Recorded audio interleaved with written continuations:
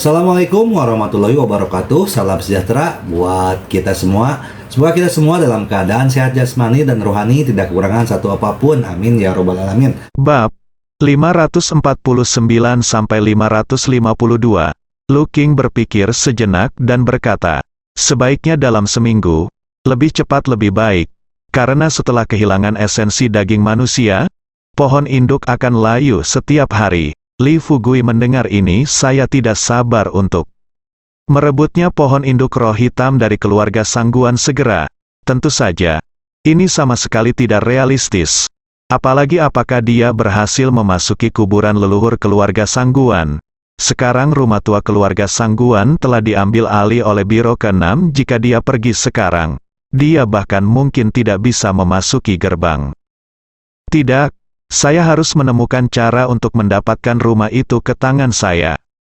Tidak hanya pohon induk roh hitam, tetapi tempat itu sendiri juga merupakan tempat pertanda geomantik, yang sangat sejalan dengan estetika Li Fugui. Jika rumah itu dikembalikan ke tangan Sangguan King Feng lagi, bukankah itu akan menjadi pukulan yang kejam bagi wajah Li Fugui? Apakah itu tamparan keras? Tapi, bagaimana kita bisa mendapatkan rumah keluarga Sangguan? Li Fugui berpikir keras. Lu King menunggu sebentar. Melihat Li Fugui masih tidak bergerak, dia tidak bisa menahan rasa khawatir jika sesuatu terjadi pada Li Fugui. Dia bertanya dengan hati-hati, Presiden Li, ada apa denganmu? Aku baik-baik saja. Setelah pulih dari lamunannya, dia tersenyum sedikit, mengubah topik pembicaraan dan berkata, Lu King, pergi, panggil Wang Hao juga. Bukankah aku berjanji untuk mengajarimu cara membuat cairan psikis? Kebetulan aku punya waktu sekarang. Tuan Li, bagus sekali, saya akan menelepon Wang Hao sekarang. Lu King sangat antusias untuk menjadi seorang apoteker, tetapi Li Fugui tidak mengatakan apa-apa. Dia secara alami melakukannya, tidak berani mengambil inisiatif untuk berbicara. Sekarang Li Fugui mengambil inisiatif untuk berbicara. Lu King secara alami sangat bersemangat. Beberapa menit kemudian, Wang Hao juga dibawa ke dalam ruangan. Li Fugui merenung sejenak, lalu tiba-tiba berkata, Lu King, apakah kamu tertarik menjadi murid keduaku? Tuan, apakah kamu mengambil murid lain? Wang Hao terkejut ketika mendengar ini, dan kemudian menatap Lu King dengan cemburu. Dia ingat dengan jelas bahwa dia telah mencoba yang terbaik untuk menjadi seorang guru, tetapi sekarang Li Fugui benar-benar mengambil inisiatif untuk menerima Lu King sebagai murid. Bagaimana ini tidak membuatnya iri dan cemburu? Lu King membuka matanya lebar-lebar dan membeku untuk waktu yang lama tanpa berbicara. Wang Hao bahkan lebih kesal, dan berkata di mulutnya, Lu King, tuanku tidak pernah mengambil inisiatif untuk menerima magang. Kalian kurang beruntung. Tahukah kamu, apa yang kamu tunggu jika kamu tidak setuju? Saya telah bertemu guru. Lu King akhirnya sadar. Dia menarik napas dalam-dalam, wajahnya cerah, matanya bersemangat, dia berlutut di depan Li Fugui, dan dia bersujud 3 kali tanpa ragu-ragu. Suaranya nyaring berkata, Tuan ada di sini, saya akan disembah oleh murid saya. Li Fugui tertawa, mengulurkan tangannya, membantu Lu King, dan berkata dengan nada lembut, Lu King, sama-sama, mulai sekarang, kamu akan menjadi aku. Wang Hao adalah murid pertamaku, yaitu kakak laki-lakimu. Apakah kamu segera bertemu dengan kakak laki-lakimu? Aku telah bertemu dengan kakak laki-lakimu. Lu King mengikuti teladannya dan memberi hormat kepada Wang Hao. Dengan rendah hati, nada suara Wang Hao menjadi tenang sekarang, dan dia berkata sambil tersenyum, sama-sama, saudaraku, kita akan menjadi keluarga mulai sekarang. Jadi kamu tidak perlu memperhatikan etiket kosong ini. Lu King memasang postur. Tubuhnya sangat rendah, dan berkata, kakak senior mengajari saya pelajaran. Wang Hao sangat senang. Dia berkata, tampaknya bagus memiliki adik laki-laki, dan saya juga bisa dipesan oleh seseorang. Li Fugui menatapnya, dan berkata, oke, jangan main-main, Anda akan dapat menggunakan latihan Anda di masa depan. Saya telah berlatih dengan Lu King. Anda adalah pemula awal. Jika ada sesuatu yang tidak dipahami Lu King, Anda memerlukan bimbingan pasien. Jika Anda berdua tidak mengerti, datang saja dan tanyakan padaku. Apakah kamu mengerti? Ya, Tuan. Wang Hao dan Lu King memberi hormat kepada Li Fugui bersama. Baru kemudian Li Fugui mengangguk puas, dan berkata di mulutnya, "Oke, ikut saya sekarang. Saya akan mengajari Anda beberapa akal sehat dasar dan prosedur untuk memurnikan cairan spiritual, dan setelah itu, ketika Anda sudah mahir, Anda dapat memurnikan cairan spiritual sendiri.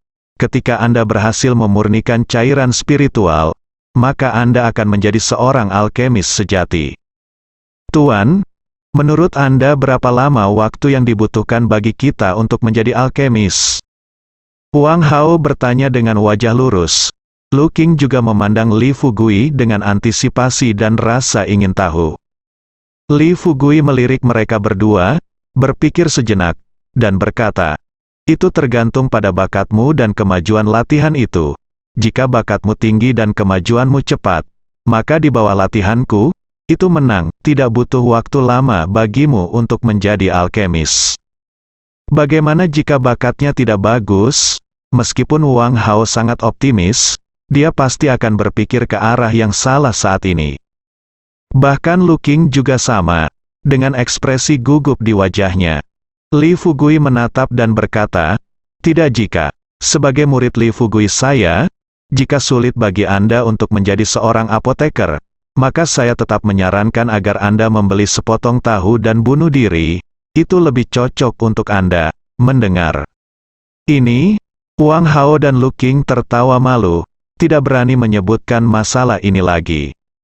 Sepanjang malam, Li Fugui mengajari Wang Hao dan Lu King keterampilan dasar memurnikan obat. Meskipun dia tampak sangat santai dalam memurnikan obat sendiri, Li Fugui tidak hidup sia-sia ketika dia datang ke kota Qingzhou untuk waktu yang lama, terutama ketika dia tinggal di rumah Gu selama berhari-hari. Dia belajar banyak tentang proses alkimia alkemis-alkemis.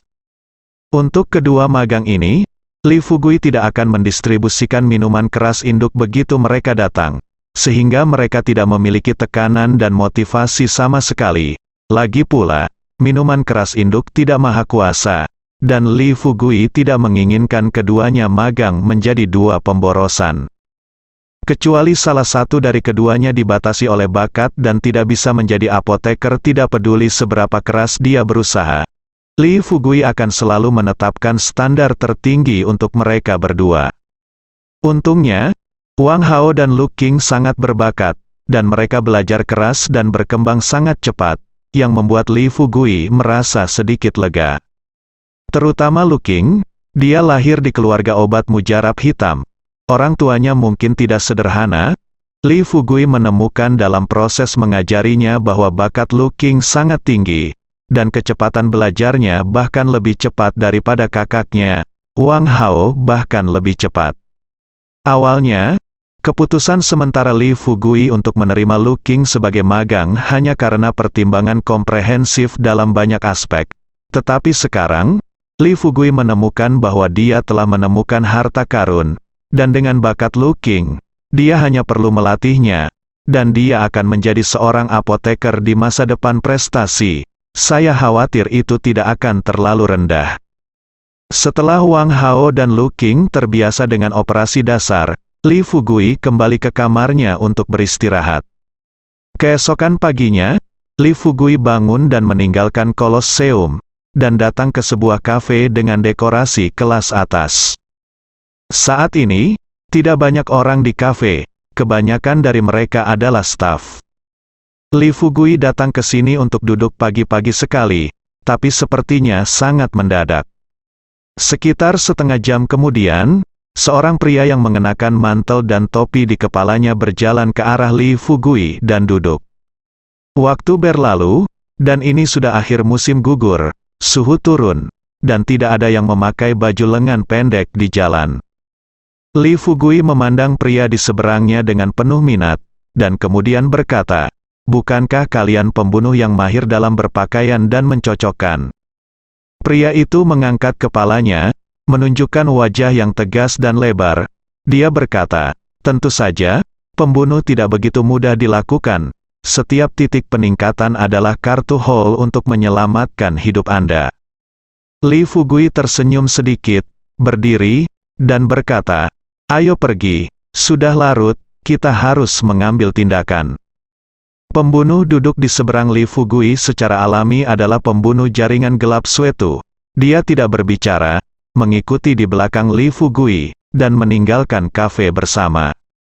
Li Fugui berjalan ke pinggir jalan dan berhenti, mengulurkan tangannya, menghentikan taksi, lalu duduk di dalamnya dengan Suetu di kiri dan kanan.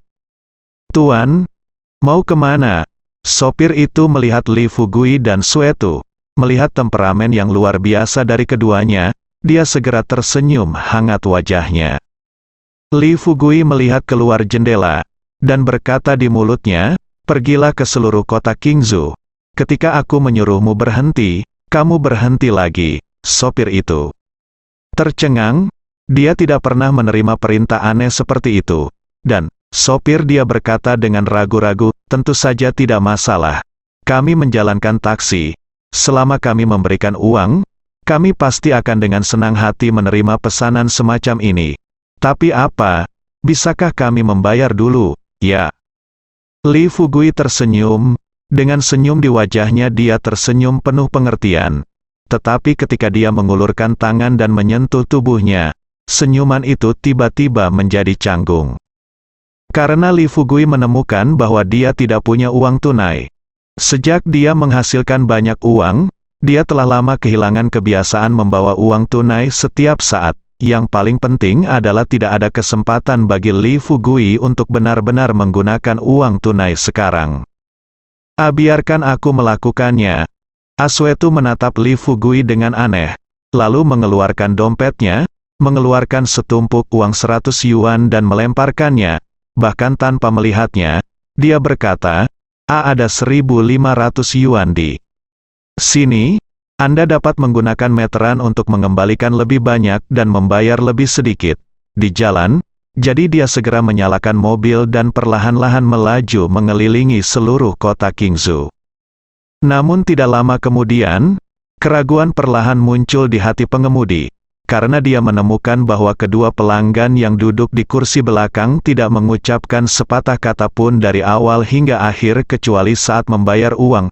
Tutup saja mata Anda dan istirahatlah. Sama sekali tidak tertarik dengan pemandangan di luar jendela. Ini membuat pengemudi sangat bingung.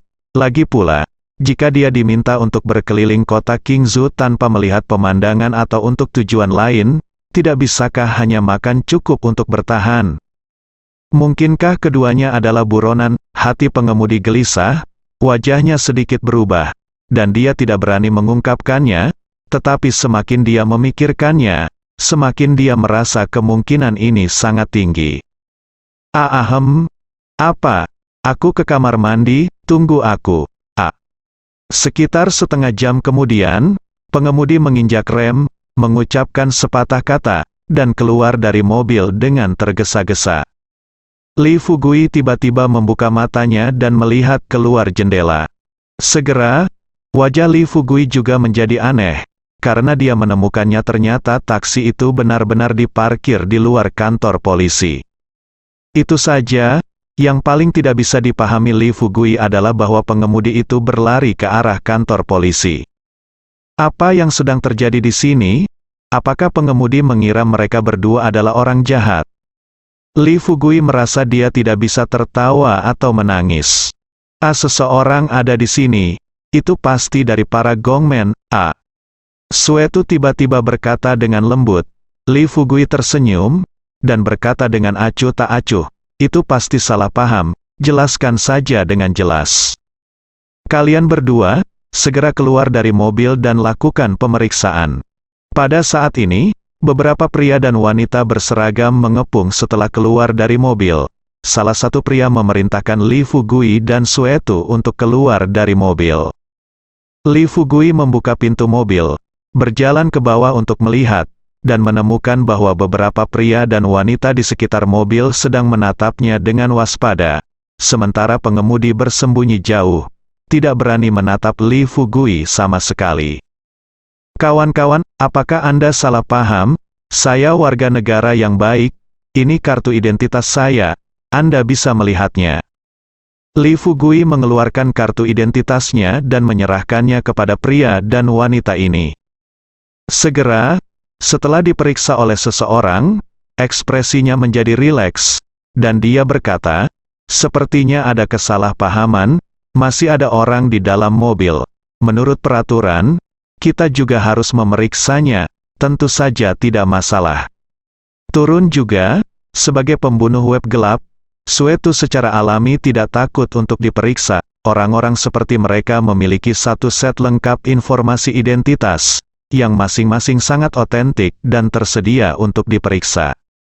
Setelah pria dan wanita memeriksa kartu identitas Suetu, mereka memastikan tidak ada yang salah dengan mereka. Jadi mereka meminta maaf dan memimpin tim untuk pergi. Dua tamu, saya minta maaf, saya benar-benar minta maaf, saya baru saja pergi ke toilet, dan untuk beberapa alasan, saya diperiksa. Apakah Anda baik-baik saja? Setelah pengemudi mendapat penjelasan dari pria dan wanita itu, dia berlari dengan wajah sedikit malu. Li Fugui tersenyum dan berkata, "Tidak apa-apa, ayo bayar tagihannya." Sopir itu menjadi cemas, dan dengan cepat meminta maaf dan berkata, "Bukankah kamu membiarkanku berkeliling kota? Mengapa kamu tiba-tiba berhenti duduk? Apakah karena apa yang terjadi barusan? Tidak bisakah kamu meminta maaf?" Li Fugui menggelengkan kepalanya dan berkata, "Tidak, itu saja." Sopir itu sedikit tidak mau, tetapi dia juga tahu bahwa dia telah dianiaya, jadi dia harus menyelesaikannya, tagihan, mengembalikan uang, dan kemudian pergi. Apakah di dekat sini? Suetu menatap Li Fugui dan bertanya. Li Fugui tersenyum sedikit, dan berkata, "Seharusnya ada di sekitar sini. Mari kita cari tahu setelah berkeliling." Meskipun Suetu tidak tahu bagaimana Li Fugui menggunakan untuk menemukan rubah perak, dia secara alami sangat percaya pada Li Fugui, karena Li Fugui berkata itu ada di sini, jadi pasti ada di sini. Dengan tangan di belakang punggung, Li Fugui berjalan perlahan ke depan. Daerah ini termasuk daerah kaya, dengan gedung-gedung tinggi di mana-mana, pusat perbelanjaan besar dan sebagainya, semuanya mudah dijangkau. Melihat sekeliling, ada juga gedung-gedung tinggi, akhir daerah perumahan dan villa di mana-mana. Setelah berjalan tanpa tujuan beberapa saat, Li Fugui berhenti di luar kompleks villa, lalu langsung masuk ke dalam. "Hei, apa yang kamu lakukan? Tidak ada yang diizinkan untuk menunggu di sini, keluar." Dua satpam keluar dari gardu jaga, melambai-lambaikan tongkat listrik di tangan mereka seolah-olah mengusir anjing liar, dengan ekspresi tidak sabar di wajah mereka. Li Fugui meliriknya, tetapi tidak berbicara. Suetu juga tidak berbicara. Keduanya menutup mata terhadap dua penjaga keamanan dan terus berjalan ke dalam. "Hei, aku bilang kamu mencari pukulan, kan? Kamu ingin bermain liar? Dan kamu bahkan tidak tahu di mana ini. Percaya atau tidak, aku akan memukulmu. Kamu harus berterima kasih kepada ayahmu karena telah memukul kamu bangun," kata salah satu satpam dengan angkuh. Sombong, sambil memaki, mengangkat tongkat listrik, dan hendak menyapa Li Fugui dan Suetu. Tentu saja, bukan giliran Li Fugui untuk mengambil tindakan atas masalah sekecil itu. Mata Suetu agak dingin, dan dia mengulurkan tangan kanannya seperti kilat, mencubit leher penjaga keamanan, dan dengan jentikan tangannya, dia melemparkannya kembali ke kotak penjaga, sambil berkata ada ledakan keras. Petugas keamanan lain memiliki sebatang rokok di mulutnya dan hendak menyalakannya. Melihat pemandangan ini, matanya membelalak, dan rokok di mulutnya langsung jatuh ke tanah. Seluruh tubuhnya gemetar, tidak berani mengatakan sepatah kata pun. Kamu tidak melihat apa-apa? Tahu, Asuetu menatap penjaga keamanan dengan tatapan tertekan di matanya. Satpam dengan cepat mengangguk seperti ayam mematuk nasi. Pertama menelan ludah, lalu tergagap, saya mengerti. Di kompleks villa, Bu, apa, monster macam apa ini? Penjaga keamanan bergegas ke gardu jaga ketika dia melihat kedua orang itu masuk, dan melihat bahwa rekannya telah pingsan dan tampak seperti sudah mati, dia segera duduk di tanah dan tersentak. Tidak mengherankan, itu gedung ini. Li Fugui berjalan-jalan di sekitar kompleks villa dengan Suetu. Ini memang komunitas kelas atas. Tempat tinggal di sini sangat bagus dalam hal luas, tingkat penghijauan, dan privasi. Lingkungannya bahkan lebih kelas 1. Tinggal di tempat seperti itu dapat memperpanjang hidup Anda dan menjaga kesehatan tubuh dan pikiran Anda. Setengah jam kemudian, Li Fugui berhenti di luar villa berlantai 5. Gerbang besi besar menghalangi jalan keduanya, dan di sampingnya ada kontrol akses elektronik canggih dan sistem alarm. Jika itu adalah orang biasa, secara alami tidak mungkin untuk memaksanya masuk. Tapi Li Fugui dan Suetu sama-sama prajurit kuno, jadi gerbang besi semacam ini tidak akan merepotkan mereka berdua. Ketika mereka menginjak kaki, tubuh mereka akan bergerak ringan, seperti bulu, dan mereka akan melewati gerbang besi besar dengan ringan, memasuki villa. Di belakang gerbang besi besar ada halaman, dan di depan halaman adalah bangunan utama villa.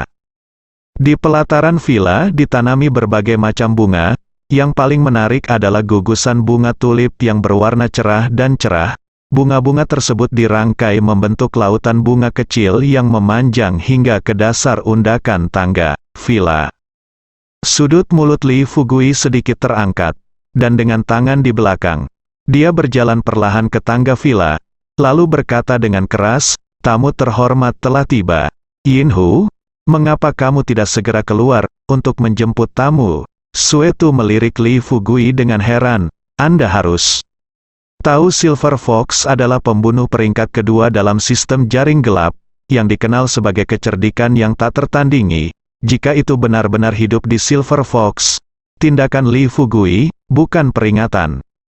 Namun, pada saat ini, sesuatu yang lebih mengejutkan Suetu terjadi.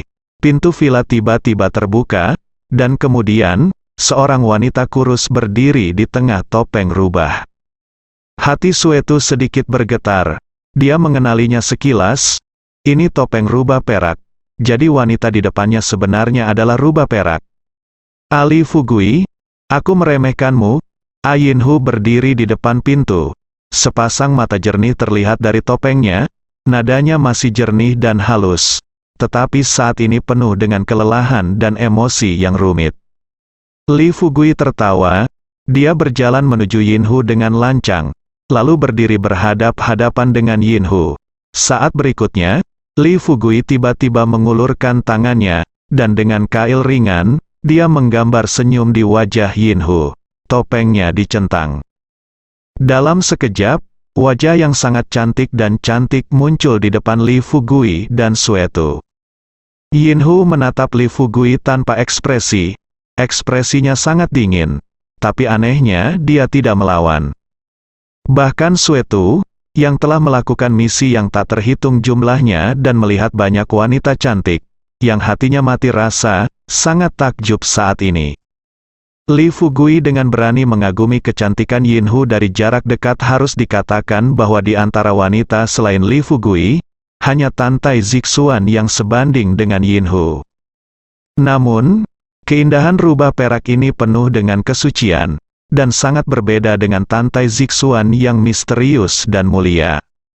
Li Fugui tersenyum sedikit, dan bertanya dengan rasa ingin tahu. "Dikatakan bahwa Anda tidak tertandingi dalam kecerdasan, dan Anda adalah wanita terpintar di jaringan gelap. Apakah Anda sudah menebak bahwa saya akan datang kepada Anda, menurutmu?" Tampar, Li Fugui tiba-tiba menamparkan wajah Yinhu yang memalukan, dan berkata dengan mata dingin, "Jika kamu berbicara denganku dengan nada seperti itu lagi, aku bisa membunuhmu sekarang, di bawah tangga." Suetu tertegun. Dia dapat menjamin bahwa jika adegan ini dikirim kembali ke jaring gelap, maka Li Fugui pasti akan menjadi target nomor 1 dari semua pembunuh di jaring gelap, musuh publik nomor 1. Anda harus tahu bahwa rubah perak adalah dewi yang diakui di antara para pembunuh di web gelap.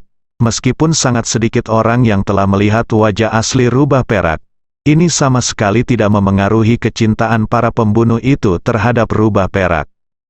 Tamparan Li Fugui di wajah Yinhu seperti tamparan di wajah semua pembunuh jaring gelap. Bahkan Suetu merasa sedikit tidak puas di hatinya dengan munculnya rubah perak. Bahkan jika Li Fugui tidak tertarik pada wanita, tidak perlu melakukan hal yang begitu kejam, bukan? Benar, ketika seseorang melihat wajah rubah perak, dia akan merasa luar biasa dan sempurna, dan mentalitas yang tidak dapat dinodai dan tidak dapat disakiti secara alami akan muncul di dalam hatinya. Namun, mata indah Yinhu menatap Li Fugui, seolah tidak merasakan sakit sama sekali, dan berkata dengan hampa, "Kamu tidak akan melakukan itu. Jika kamu hanya ingin membunuhku untuk melampiaskan amarahmu, maka kamu tidak akan menyia-nyiakannya. Butuh banyak waktu untuk datang kepadaku." Benar, Li Fugui menatap Yinhu dan berkata sambil mencibir, "Tentu saja aku memiliki tujuan untuk mencarimu, tetapi jika kamu tidak patuh, aku bisa membunuhmu. Apakah kamu ingin mati atau hidup?" "Kamu membunuhku?" kata Silver Fox dengan dingin. Li Fugui mengangguk, menyeringai, dan berkata, "Bukankah itu sederhana? Saya akan menelepon Biro 6 sekarang. Saya percaya bahwa pejabat senior di Biro 6 seharusnya sangat terkesan dengan pembunuh kecantikan yang menduduki peringkat kedua di web gelap, tertarik." Kulit Yinhu sedikit berubah. Amarah dan rasa jijik muncul di matanya. Dia menatap Li Fugui dan berkata, "Kamulah yang tidak mematuhi perjanjian dan aturan. Terserah kamu untuk melakukan apa yang kamu inginkan, tapi aku tidak bisa membuatmu melakukan apa yang kamu inginkan." Li Fugui mencibir dan berkata, "Mengapa? Bukankah menurutmu itu hampir membunuh saya? Apakah tentu saja menjual saya seperti komoditas?" Yinhu mengangkat alisnya dan berkata dengan ringan, "Tentu saja." Tampar, Li Fugui mengangkat tangannya, dan menamparkan pipi Yinhu yang lembut. Dia menatap ke arah rubah perak dengan rendah hati, dan berkata-kata demi kata, "Maka wajar saja bagi saya untuk memukul Anda sekarang. Saya mengerti maksud Anda, hukum rimba adalah hukum rimba. Apa yang saya lakukan sekarang adalah menanggapi kamu." Wajah cantik Silver Fox dengan cepat memerah dan bengkak, dan dengan mata yang sangat jernih itu, aku merasa kasihan. Suetu tidak tahan, bukan hanya karena kasihan pada kecantikan Yinhu, tetapi juga karena dia juga seorang pembunuh jaringan gelap. Pada akhirnya, Suetu mau tidak mau melangkah maju dan berkata, "Kamu tidak perlu lakukan apa saja. Kamu bisa mengatakannya jika kamu memiliki kondisi apapun." Mata Li Fugui menatap rubah perak. Dia berkata setelah beberapa saat, "Lupakan saja. Demi Suetu, aku tidak akan mempermalukanmu. Kondisiku sangat sederhana. Kamu hanya perlu melakukan 3 hal untukku. Aku akan melepaskanmu." Ali Fugui merasa marah. Tetapi kali ini, dia tidak bergerak. Tetapi berkata, "Membunuh sangguan King Feng, ini adalah syarat pertama. Saya menerima." Yinhu tidak menawar, bahkan, dia bahkan tidak tanggapan atas pertanyaan apakah Li Fugui akan menepati janjinya. Dan dia seperti patung es, "Ini nomor telepon saya. Jika Anda memiliki situasi apapun, Anda dapat menghubungi saya." Li Fugui memberikan nomor pribadinya kepada Yinhu. "Kekuatanmu masih cukup. Coba tingkatkan kekuatanmu. Meskipun saya hanya memiliki 3 kondisi, kesulitan setiap kondisi akan meningkat. Jika Anda tidak ingin mati, coba tingkatkan kekuatan Anda. Saya dapat memberi Anda semua sumber daya." Li Fugui menjatuhkan barang-barang dan kata-kata ini, dan langsung pergi dengan pembantaian darah.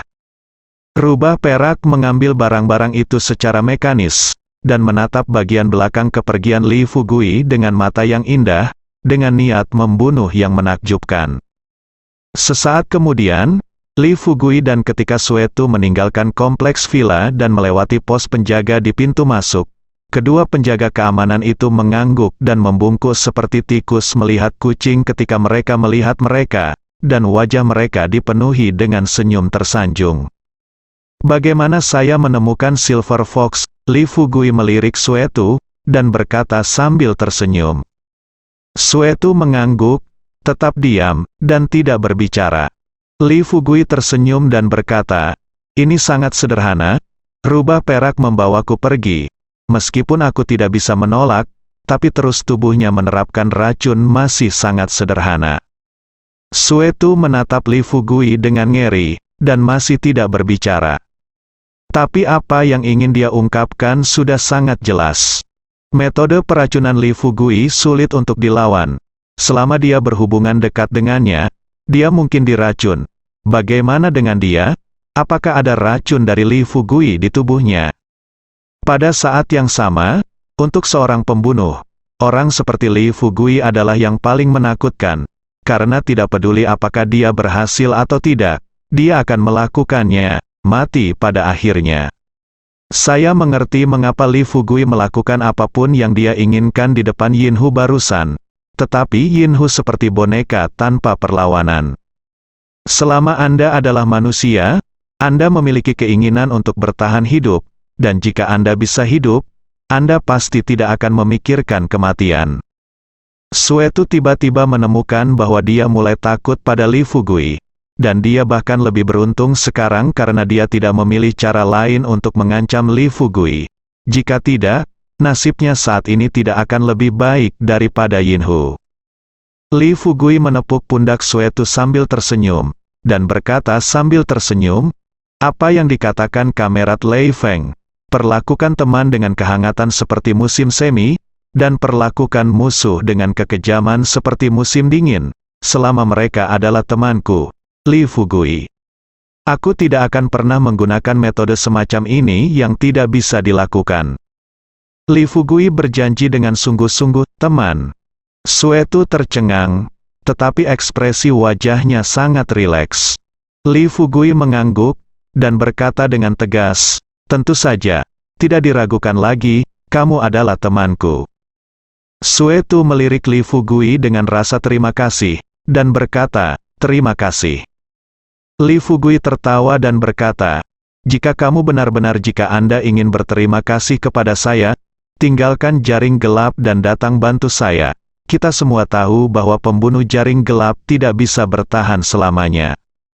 Tubuh Suetu sedikit bergetar, dan ekspresinya menjadi sangat menarik, tetapi sampai keduanya akhirnya berpisah, Suetu tak satu pun dari mereka memberikan jawaban yang diinginkan Li Fugui.